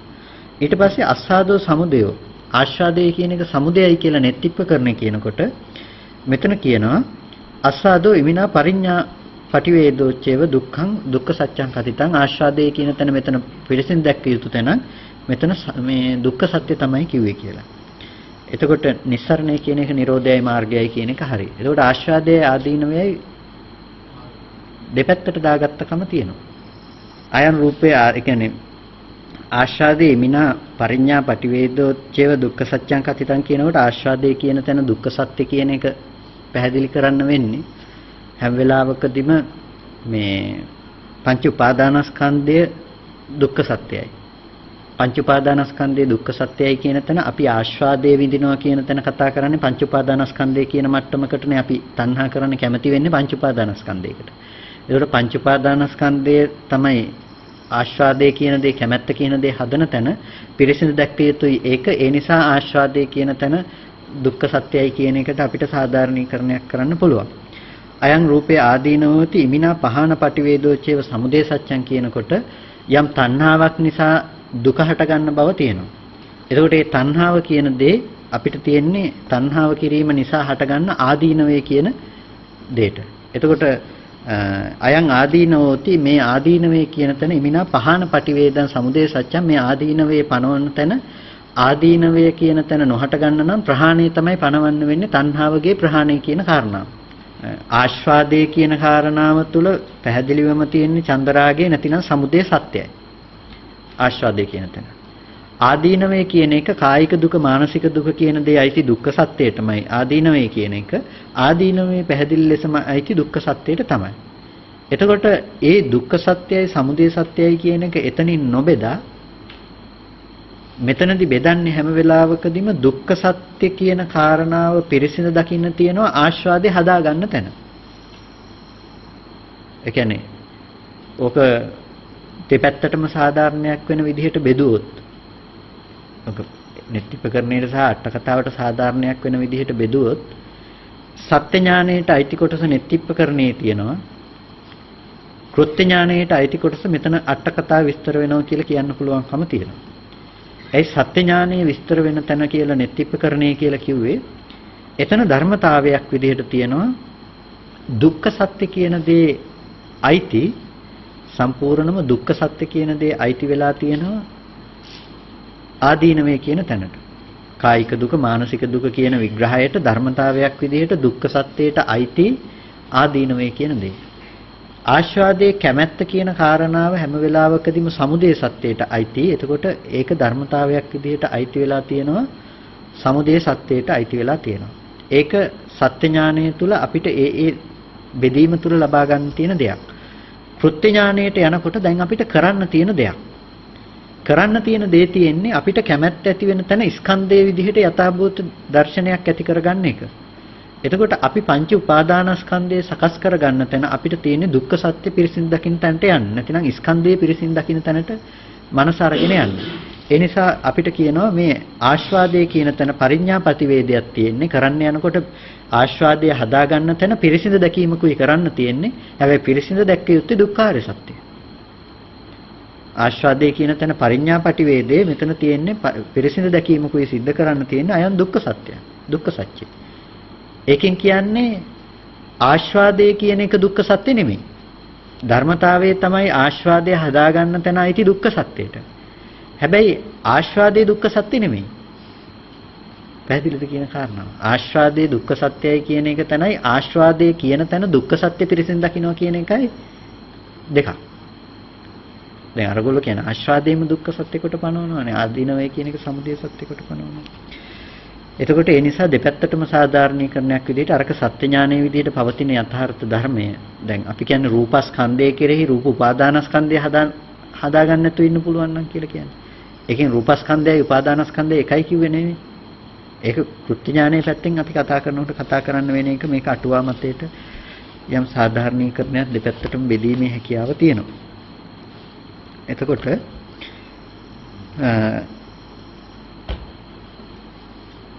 රූපේ අස්සාදේ මොකද්ද? රූපේ අයං යංකෝ බික්කු රූපම් පටිච්ච උප්පජ්ජති සුඛං සෝමනස්සං. මහන යම් රූපය අසුරු කරගෙන යම් සැපක් සුවක් සොම්නසක් ඇති වෙනවා නම් මේක තමයි ආස්වාදේ කියන එක. මේ කියන්නේ රූපේ මිසක රූපස්කන්ධේ නෙමෙයි. එතකොට දැන් අපිට ඉක්මනට ගැලපෙන්න ඕනේ මේ කියන්නේ සතර මහා ධාතු නිසා සතර මහා ධාතු ප්‍රත්‍යයෙන් සුව සොම්නස එනවා කියන තැන නෙමෙයි. මේ කියන්නේ සුවක් සොම්නසක් වෙනකොට යම් රූපම් පටිච්ච අම්මා තාත්තා කුටිය අපි කැමති දේවල් නිසා අපිට සුව සොම්නස ඇති වෙන තැන. කන්ද යමකටක් ගාලා දැම්මම අපිට එනවා රූපේ රූපස්කන්ධේ රූපෙද කියලා අහනකොට රූපය රූපස්කන්ධ නොවේ කියලා විග්‍රහ වෙනවා. රූපේ වෙනවා රූපස්කන්ධ වෙන්නේ නැහැ. එතකොට ප්‍රිය රූපේ සාත රූපේ රූපයි රූපස්කන්ධ නෙමෙයි. මේ කතා කරන්නේ රූපේ නිසා සුවක් සොම්නසක් උපදිනවා නම් මේ කතා කරන්නේ ප්‍රිය රූපේ වෙන තැන පිළිබඳව. ඒ කියන්නේ සම්පූර්ණම ආස්වාදය හදාගන්න තැන. රූපය අසුරු කරගෙන සුව සොම්නසක් ඇති වෙනවා නම් හොඳ තේ එකක් බොනකොට අපිට රස තේ එක හදාගන්න තැන තියෙන අපි විඳින රසයයි ඔක්කොම එකතු කරලා මෙහි හදාගන්න තේ එක රූපෙන් දකින්න තැන රස තේ එකක් එළියේ තියෙනවා කියලා දකින හැඟීම තමයි රූපේ තියෙන ආස්වාදය. යම් රූපං අනිච්චං දුක්ඛං විපරිණාම ධම්මං අයං රූපේ ආදීනෝ. යම් රූපේ අනිත්‍යක් දුකක් විපරිණාමයක් තියෙනවා නම් මේක තමයි රූපේ තියෙන ආදීනවේ වෙන්නේ. එතකොට ඔතන ලොකු විග්‍රහයක් කරන්න පුළුවන් තැනක් ආදීනවේ කියලා කියනකොට යම් රූපයේ අනිත්‍යක් දුකක් විපරිණාමයක් කියනකොට අපි ඒ කැමැති ආස්වාදයේ ලබාගත් දේ වෙනස් වෙලා යනකොට තමයි ලෝකෙ දුක එන්නේ. ඒක ලෝකේ සාමාන්‍ය සිද්ධිය. අපි කැමති දේ වෙනස් වෙනකොට විපරීත වෙනකොට කැමති දේ නැති වෙනකොට අපිට දුක එනවා. ඒක ලෝකේ සාමාන්‍ය සිද්ධිය. එතකොට අනිච්චං දුක්ඛං විපරිණාම ධම්මං කියලා එතන යථාර්ථයේ පිරිසිදු දකින්නකොට එන්න ඕනේ නුවණ කියන දේ අපිට යෙදෙන තැන. අනිත්‍ය කියන තැන එතන කතා කරනකොට හැම වෙලාවකදීම නිත්‍ය සංඥාව නිසා තමයි අපිට ආදීනවේ කියන දේ පෙනෙන්නේ. රූපේ එක දිගට තියනවා කියලා හිතාගෙන ඉන්න මනස නිසා තමයි නිත්‍ය සංඥාව තියෙන්නේ. යම් කිසි මට්ටමකට ඔබ වහන්සේලාට කුටියේ නිත්‍ය සංඥාව තුල පිහිටා තියනවාද දැන් එතෙන්ට යනකොටම එන සංඥාව වුණොත් අර හොඳට තිබ්බ කුටිය කඩාගෙන වැටුණු සංඥාව. එන දෙයට හිතේ තියෙන නිත්‍ය සංඥාව ගැලපෙන්නේ නැති වුණොත් දැන් යන්නේ තියෙන කුටිය බලන්න. කුටිය නිට්ටයයි කියන සංඥාව තුළ යනකොට එන්නේ අනිත්‍යයි කියන කඩාගෙන වැටුණා කියන දේ විපරිණාමයක්. එතකොට එතන තියෙන්නේ ඇති දේ විපරිණාමයක්. එතකොට ඇති දේ විපරිණාමය කියන තැන ලෝකේ අනිත්‍ය කියන එක දකින්න කාරණා දෙකකින්. අර අපි කලින් කියපු තැනම තමයි ආපහු මේ කියන්නේ. ඒ කියන්නේ සත්‍ය ඥානය සහ කෘත්‍ය ඥානය කියලා ලෝකේ අනිත්‍යයක් තියෙනවා. වෙනස් වෙන බවක් තියෙනවා. විපරිණාම වෙන බවක් තියෙනවා. මේ අනිත්‍ය වෙනස් වෙන විපරිණාම වෙන ධර්මයක් තියෙනවා. මේ ධර්මයේ සාක්ෂාත් කරන නුවණක් තියෙනවා. මේ නුවණයි අනිත්‍යයි දෙක එකක් නෙමෙයි දෙකක්. අනිත්‍යානු දර්ශනයයි අනිත්‍යයි දෙකක්. අනිත්‍යානු දර්ශනයේ නොදකින කම නිසා තමයි අපිට හැම වෙලාවෙම නිත්‍ය සංඥාව තියෙන්නේ. එතකොට ලෝකේ පවතින අනිත්‍යයක් තියෙනවානේ. හටගත්ත දේ විනාශ වෙලා යන පැවැත්මක් තියෙනවානේ. යංකින්ච සමුදය ධම්මං සබ්බන්තං නිරෝධ ධම්මං කියපු පැවැත්මක් තියෙනවානේ. ඒ පැවැත්ම තමයි ලෝකේ යථාර්ථයේ විදිහටම පවතින දේ. එතන තමයි අනිත්‍ය නුවණින් අනිත්‍යානු දර්ශනයෙන් අවබෝධ කරගත යුතු දේ. පවතින අනිත්‍ය. එතකොට සම්මුතිය තුල කුටිය කඩාගෙන වැටෙන එක වෙන්න පුළුවන්කම තියෙනවා. හැබැයි අපි යන්නේ සම්මුතිය තුල තියෙන කාරණාවක් දැනගෙන ඉන්න නෙමෙයි පරමාර්ථමය කාරණාවක් අවබෝධ කරගන්න තැනක සත්‍යම ධර්මතාවය අවබෝධ කරගන්න. එතකොට තමයි අනිත්‍ය සාක්ෂාත් කරගන්න වෙන්නේ. ඇහි අනිත්‍ය රූපේ අනිත්‍ය කියන තැනින් අනිත්‍ය බලන්න වෙන්නේ. නිත්‍ය සංඥාව දුරු වෙන විදිහට. දැන් ඔබ වහන්සේලාට යන්න බෑ තියෙන කුටිය බලන්න. රූපේ අනිත්‍යයි නම් තියෙන කුටිය බලන්න යන සංඥාවම දැන් දුරු වෙලානේ. එතකොට දැන් අලුතෙන් අතෙන්ට යනකොට අලුතෙන්ම වර්ණ සටහන ගැටුණු තැනක අලුතෙන්ම දෙයක් හටගනී මිසක ඔබ වහන්සේලාට ගලපන්න මෙහි එකක් ඇත්තේ නැහැ තියෙන කුටිය කඩාගෙන වැටුණා කියන තැන. ඒක දුරු වෙලා. එතකොට ඒක දුරු වුණ බව නිසා ඒකට කිසිම ගැටලුවක් නැහැ. අනිත්‍ය කියන ධර්මතාවයක් තියෙන මේක අවබෝධ කරගත්ත නුවණකුත් පවතිනවා. හැබැයි ওই අනිත්‍ය කියන එක දෙකම එක වචනෙන් අරගෙන අපි විග්‍රහ කළොත් එහෙම ලෝකේ කැමැතිසේ පවතින්නේ නැහැ කියන තනි වචනෙන් ඕක විග්‍රහ කරන්න ගියොත් එතකොට මේ අනිත්‍ය කියලා විග්‍රහ කරන මේ පැත්තම අපිට අතහැරෙනවා. තේරුණාද කියපේ? ඒ කියන්නේ දැන් ඔය සම්මුතිය තුල හිත හදාගන්න පුළුවන් ක්‍රමයක්. මිනිස්සෙක් ඉන්නවා. වහන්සේලා බොහොම කැමති කෙනෙක්. හැබැයි එයා එකපාර ලෙඩ වෙනවා. දැන් ලෙඩ වෙලා කාලයක් තිස්සේ ඔබ වහන්සේලා උපස්ථාන කරනවා මේ කෙනා ගැන හැම විදිහකටම බලනවා, දන්නවා දැන් මැරෙනවා කියන්නේ. තා සතියකින් මැරෙනවා. ඊට පස්සේ ඉතින් සතියකින් විතර මැරලා යනවා. වහන්සේලාට දුකක් එයි. හැබැයි මහා බරපතල විදිහේ දුකක් එන්නේ නැහැ. හැබැයි වහන්සේලා මේ මට්ටමටම කැමති තව කෙනෙක් ඉන්නවා. ඒ කෙනා මේ හිටි හැටියේ මේ එකපාර මැරුණා කියලා වහන්සේලාට ආරංචි වෙනවා. මේ හිටියා මේ හොඳට හිටියා දැන් හෙට මොකක් හරි කරන්නත් හිතාගෙන ඉන්නේ මේ මැරුණා. දැන් මොකද වෙන්නේ? දැන් මහා දුකක් එනවා එකපාරම. ඇයි බලාපොරොත්තුුනේ නැහැ Taman ඒ දේ. ඒකට බලාපොරොත්තු නොවීම නිසාම එයාට එකපාර මහා දුකක් ඇති වෙනවා. ඒ වගේ ලෝකෙ තුලත් දුකේ අඩු වැඩි බවක් තියාගන්න පුළුවන් මානසිකාරයක් තුල. ලෝකේ අනිත්‍ය දකින්න කෙනෙකුට දුකේ අඩු වැඩි බවක් තියාගන්න පුළුවන්. ඒ වගේම ලෝකේ කැමැතිසේ පවතින්නේ නැහැ කියන දේ තේරුම් ගන්න කෙනෙකුටත් දුකේ අඩු වැඩි බවක් තියාගන්න පුළුවන්. එයා දන්නවා මට කැමති විදිහට ලෝකේ තියෙන අර මිනිස්සයා මැරෙන බව බලාපොරොත්තු වුණානේ. අපි දන්නවා මං කොච්චර කැමති වුණත් ඒ මිනිස්සයා මැරෙනවා කියන්නේ. ඒ නිසා එයා මැරුණා මට දුක ආවේ නැහැ. හැබැයි මෙතනදී දුක ආවා. එතකොට ලෝකෙ තුල දුකේ අඩු වැඩි බවක් තියෙනවා. මුළු ලෝකෙම මට ඕන විදිහට තියෙන්නේ නැහැ කියන එක මම යම් මොහොතක තේරුම් ගත්තොත් ඒ තේරුම් ගැනීම තුල සම්පූර්ණම දුක අඩු වෙනවා. හැබැයි ඒ දුක අඩු වෙන එක සමුච්ඡේද ක්ලේශ ප්‍රහාණයකට හේතු වෙන ධර්මයක් නෙමෙයි. අවිද්‍යා ප්‍රහාණයකට හේතු වෙන ධර්මයක් නෙමෙයි. අවිද්‍යා නිරෝධයකට හේතු වෙන ධර්මයක් නෙමෙයි. හැබැයි යම් වෙලාවක අපි දැක්කොත් ඇහැ හටගත්ත දේ ඉතුරු නැතුව නිරුද්ධ වෙන ධර්මතාවය. ඇහැ මේ මොහොතේ හටගත්ත මේ මොහොතේ ඉතුරු නැතුව නැති වුණා කියන තැනින් අනිත්‍ය සාක්ෂාත් කළොත් එයාට ගලප ගන්න නිත්‍ය සංඥා කොහෙවත් ආයේ හිටින්නේ නැහැ. නිමිති තියෙන්නේ නැහැ එයාට. නිමිති නැති නිසා මෙයා දුක නැතුව ජීවත් වෙනවා කියනවා. එතකොට බුදුරජාණන් වහන්සේ ප්‍රතිපදාව පැනෙන්නේ එතනින් දකින අනිත්‍ය මිසක මේ දකින මේ කුටිය කැඩලා බිඳිලා යනවා කියන තැනින්වත් කැමැතිසේ පවතින්නේ නැහැ කියන තැනින්වත් නෙමෙයි. එතකොට අනිච්චං දුක්ඛං විපරිණාම ධම්මං අයං රූපේ ආදීනෝ. මේක තමයි රූපේ ආදීනවය. එතකොට අපි පිරිසිදු දැක්ක යුත්තේ ආදීනවේ කියන තැන නෙමෙයි. මේ කිව්වේ ආදීනවේ එන තැන. රූපේ අනිත්‍ය වෙනස් වෙන විපරිණාමයේ වෙන බව තියෙනවා නම් අපිට නිත්‍ය සංඥාව තියාගෙන ඉන්න අපිට දුක එනවා. ජීවත් වෙන අම්මව හදාගෙන ඉන්න අපිට අම්මා මැරුණා කියන එක නිසා දුක එන්නේ අම්මා ජීවත් වෙන අපිටනේ. එළියේ අම්මා ජීවත් වෙන අපිට තමයි දුක එන්නේ.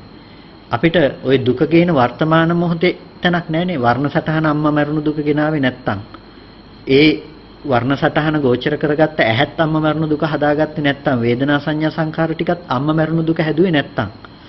අම්මා මැරුණු දුක සම්පූර්ණ හදාගත්තේ අපි දන්න පොඩි කාලේ ඉඳලා අපිව ඇසුරු කරගත්ත අපේම අම්මා මැරුණු දුක.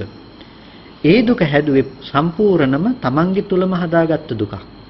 ඒ දුක නිත්‍ය සංඥාව නිසා ආවේ. ජීවත් වුණ අම්මා මැරුණු නිසා ඒ දුක ආවේ. එතකොට ඒ දුක ආදීනවයක්. ඒක කායික මානසික වශයෙන් ඇති වුණු ආදීනවයක් කියන දේ. එතකොට ඒ ආදීනවේ ලෞකික දෙයක්. ආස්වාදයත් ලෞකික දෙයක්. ආස්වාදයයි ආදීනවයයි ලෞකික ධර්මතා දෙකක්.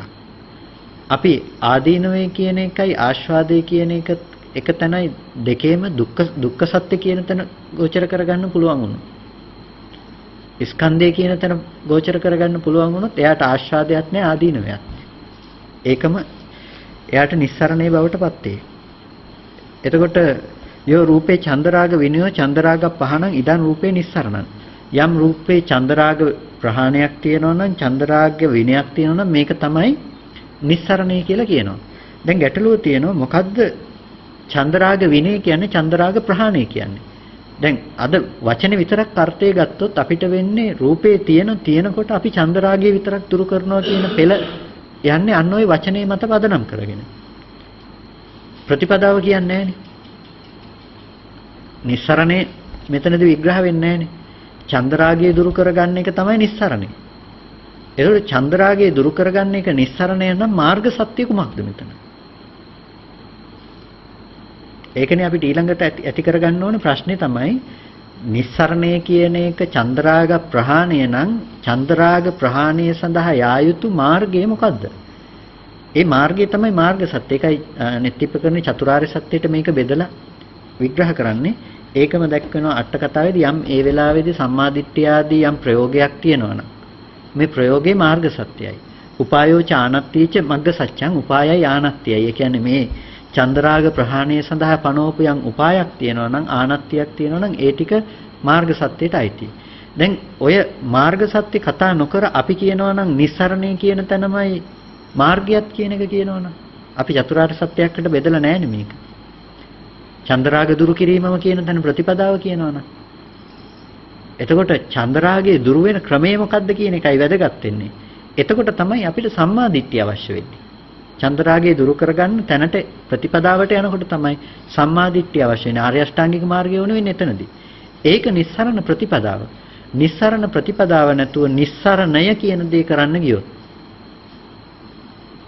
අපි අල්ලලා තියෙන මේ අන්තිම තැනින් විතර එතෙන්ට යන මග නැහැ අපිට.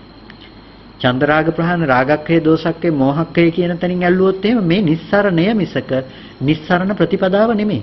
ඒක නිස්සරණය. රාගදේශ මෝහ දුර්භව කියන එක නිස්සරණය.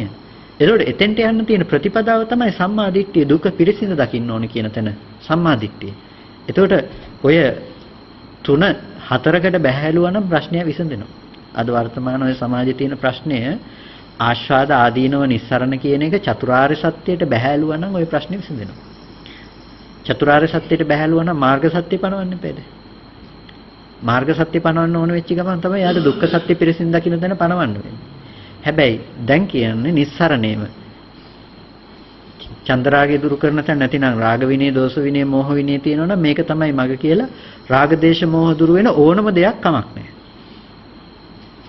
රාග දේශ මෝහ දුරු වෙනවා නම් ඕනම දෙයක් කමක් නැහැ කියලා. ඒ උත්තරේ ගන්න බෑ නිස්සරණය කියන තැන. ඒකට ප්‍රතිපදාවක් වෙන්නනවා. සමුච්ඡේද ප්‍රහාණයකට ලක් වෙන්නේ කොහොමද කියන එක. ඒක තමයි වැදගත්ම දේ. ඒ නිසා එතනින් ඒ ටික මේ තේරුම් ගන්න ඊට පස්සේ තව කොච්චරක් තියෙනවද? අදට ඇති වෙයිද තව සාකච්ඡා කරනවා?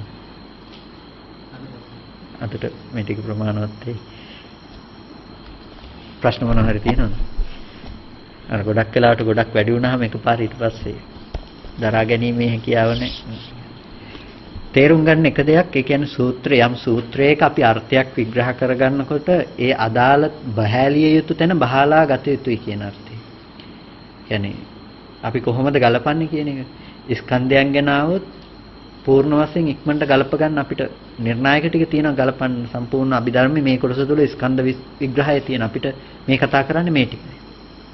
ඒතකොට චතුරාර්ය සත්‍ය ගැන මේ තැන්වල විග්‍රහ වෙනවා. අපි එහෙනම් මෙතනින් බහැලිය යුතුයි. මෙතෙන්ට බුදුරජාණන් වහන්සේ මෙතන මේ විදිහට දේශනා කරලා තියෙනවා. එහෙනම් මේ විග්‍රහයේදී මේක බෙදෙන්න ඕනේ මේ විදිහට කියලා. කියන්නේ මේ කාරණා ටික ඔබ වහන්සේලා ධාරණය කරගන්නවා වගේම අපි මේ අර්ථය මතු කරගත්තේ මොන ක්‍රමවේදයටද කියන එක භාවිත කරන්න. තේරුම් ගන්න. එතකොට උන්වහන්සේලාටම පුළුවන් යම් සූත්‍රයක් බලනකොට ඒ සූත්‍රේ බහලන්නේ ඒ ධර්ම කාරණා වලට. නැත්තම් අපි වේගෙන් සූත්‍රය කියවගෙන යනවනේ. එතකොට වේගෙන් සූත්‍රය කියවගෙන යනකොට අපිට අර ලොකු දැනුමක් අතහැරෙනවා. ඒ වුණාට අපිට ඒ පුංචි සතරපද සූත්‍රයක් වෙන්න පුළුවන්. හැබැයි මේ සූත්‍රයේ කොහොමද මේ විස්තර වෙන්නේ මොකක් ගැනද විස්තර කරලා තියෙන්නේ චතුරාර්ය සත්‍යයට ගැලපෙන්නේ කොහොමද මේ ටිකට බෙදලා බලනකොට දැන් අපි දන්නවා ගලපන්න ඕනේ තැන් ටික ඔක්කොම. එතකොට අපිට එක සූත්‍රයේ සමහර විට විස්තර කරන්න පුළුවන් දවස් ගාණක් විස්තර කරන්න පුළුවන්කම තියෙනවා. එතකොට මේ විස්තර කරනකොට ඒකෙන් වෙන්නේ අපිට ප්‍රතිපදාව තවදුරටත් මේ සූත්‍රය තුල හොඳට පැහැදිලි වෙන එක. ඒ නිසා මේ ගලපන ක්‍රමවේදය මොකක්ද කියන එක හරිම වැදගත් දෙයක්. ඒ ගැන හොඳ අවධානයකින් ඉන්න අපි සූත්‍රයක් කියාගෙන යනකොට මේ ඒ තැන් ගලපනෝනේ. අහවල් තැනින් මෙහෙම විස්තර කරන්න පුළුවන්. මේ තැනින් මෙහෙම විස්තර කරන්න පුළුවන් කියලා. ඒ ගලපන ක්‍රමවේදය මොකක්ද කියන එක තේරුම් අරගෙන ඉන්න. සූත්‍රයේ විදිහට ගත්තොත් නම් ඉස්සරහට වැඩි දෙයක් නෑ. රූපේ ආපහු ප්‍රතිපදාව විදිහට පෙන්වනවා අනිත්‍ය දුක්ඛ අනාත්ම කියන මේ කාරණා ටික අපිට ප්‍රතිපදාව පැත්තෙන් පෙන්වනවා. එහෙනම් හොඳයි තේරුම් ගන්න.